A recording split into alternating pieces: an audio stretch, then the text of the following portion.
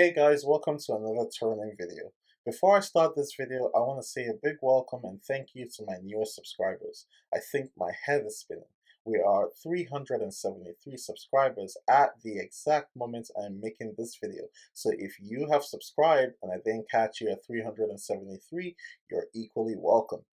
This is another aftermath video, so there are going to be some serious spoilers in this one. Let's dive in.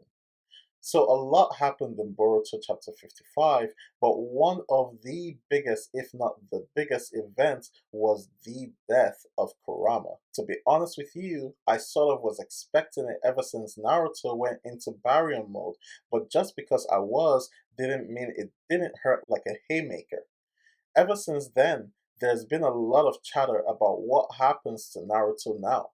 Is he still a god tier Kage? What's left in his arsenal of jutsu? Is Konoha's peace, and by a larger extent the shinobi world's peace, in danger once word spreads that the two most powerful shinobi in history might not be what they once were and won't pose the scary threat that they once did to potential villains? In general, what are the consequences of Naruto losing Kurama? Let's look at them one after another.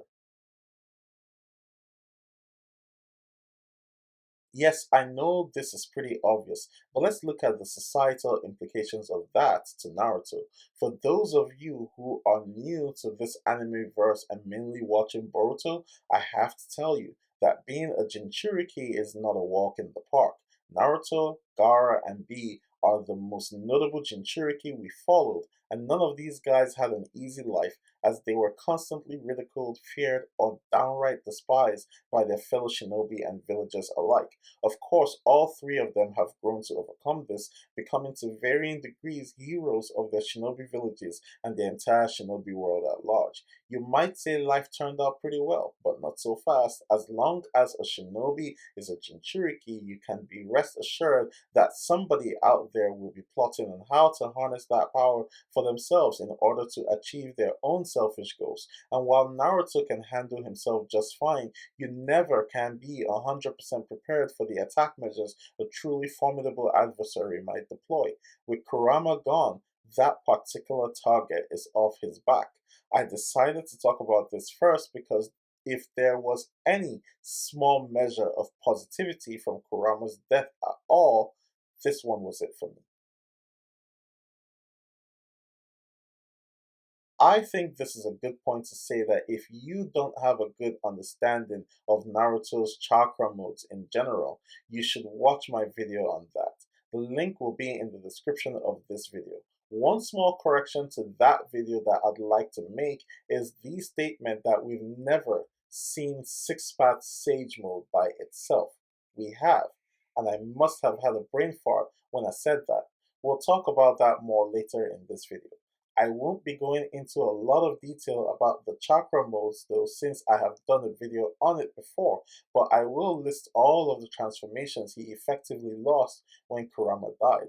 Let's begin. Naruto has lost his version 1 Jinchuriki form, version 2 Jinchuriki form, Nine Tails chakra mode or the Kyuubi chakra mode, Kurama mode and Sage mode combination, Tail Beast mode, Asura Tail Beast mode, and finally, Barrier mode.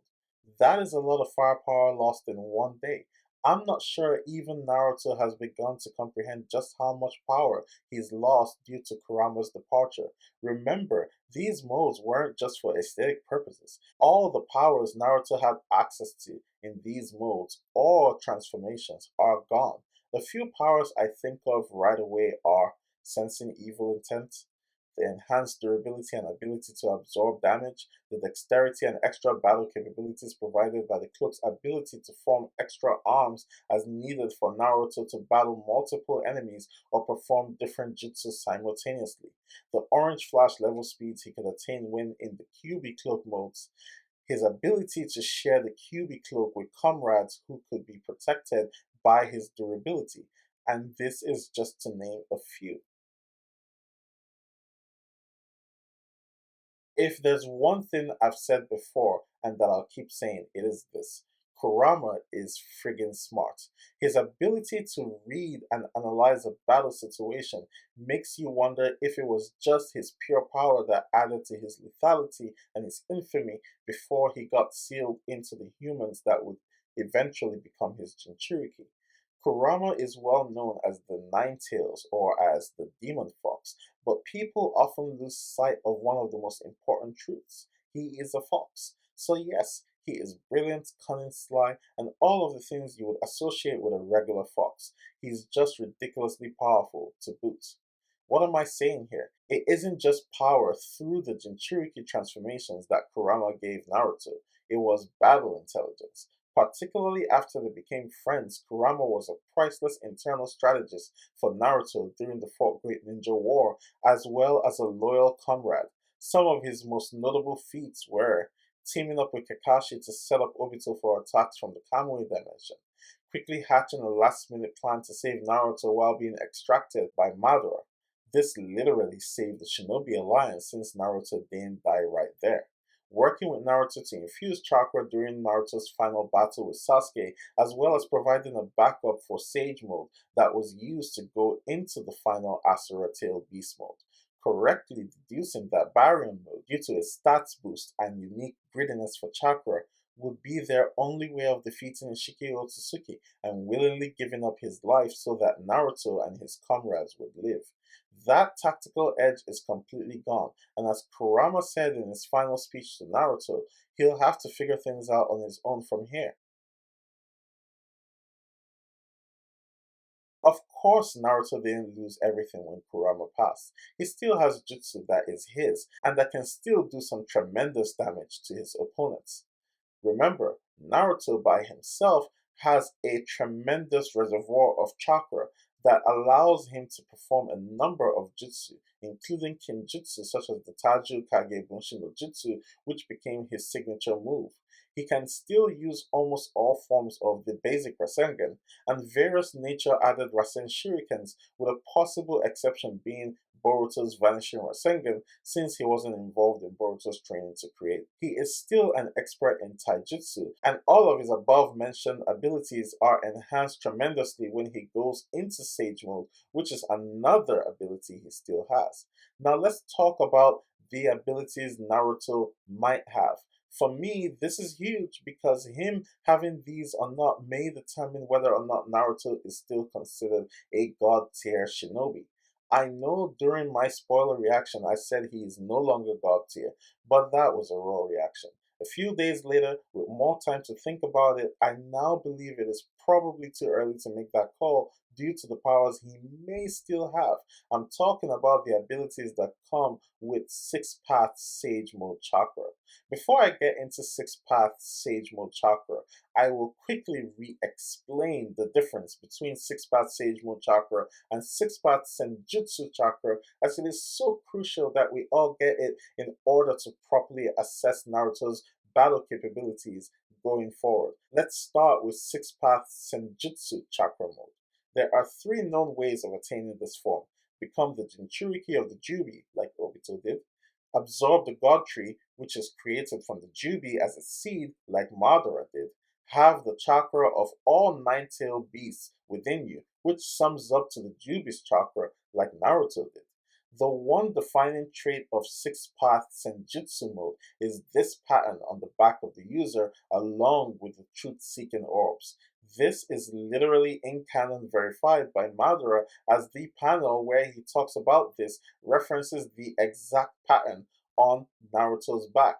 I have heard arguments that this was purely coincidental, and it doesn't make any sense, as when he talks about Sasuke's Rinnegan, the panel shows the Rinnegan, not the Sharingan, not the Byakugan, not Sakura's eye, the Rinnegan.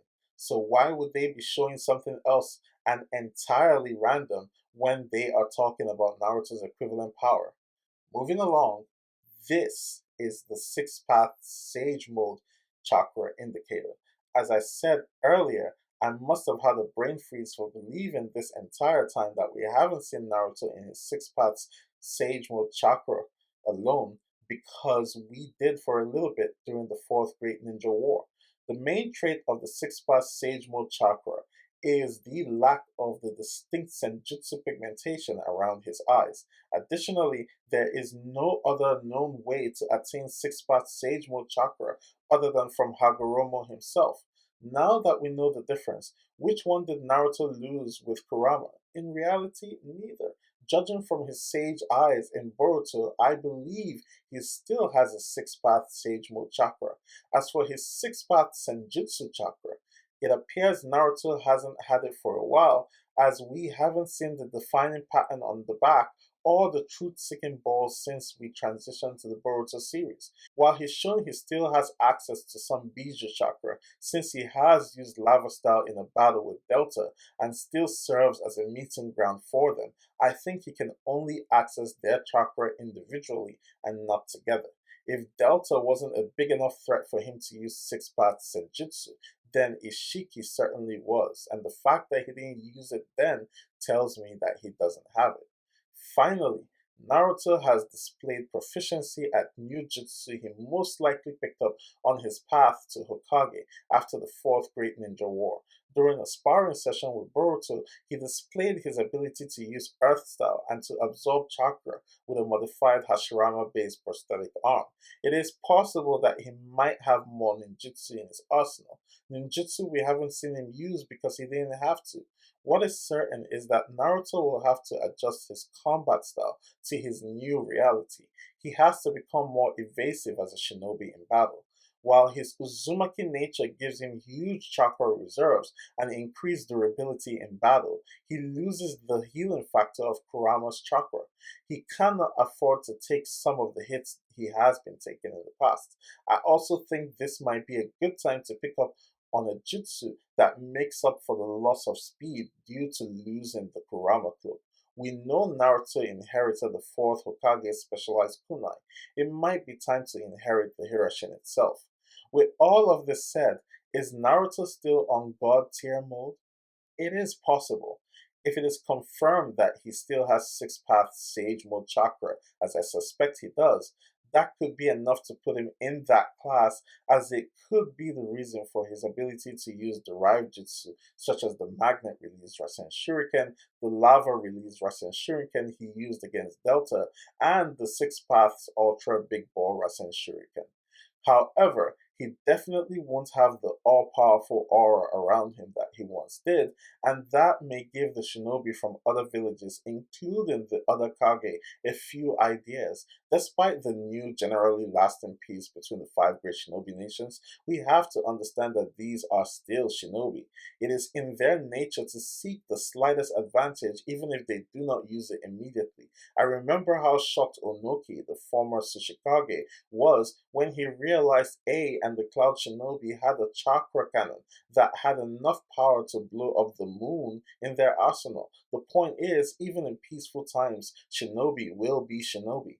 Perhaps other than Gaara, I won't be surprised if once this intel is gathered, some other Kage aims to test Naruto's current level and skill. So what do you think of Naruto's current power levels without Kurama? Do you agree with my take on it, or do you have a different perspective you would like to share? Let me know all about it in the comments below. If you enjoyed this video, don't forget to smash that like button, share it with your friends, and subscribe to my channel. I'll catch you in the next video. Jana.